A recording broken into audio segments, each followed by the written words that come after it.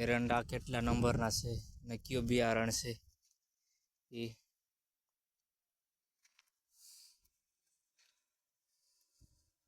આ થોડોક ટાઈસ જેવું છે ને એટલે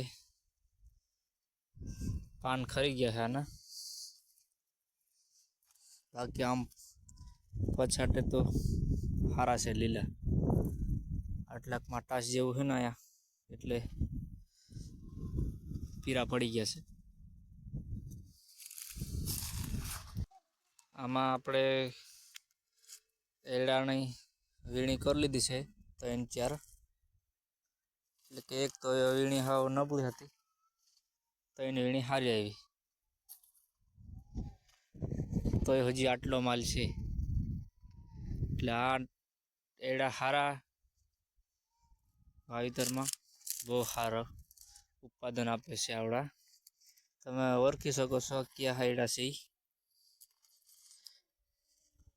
આજ કે વિડીયો में એટલું જ, બીજા વિડીયો કાલે મૂકશું આપણે.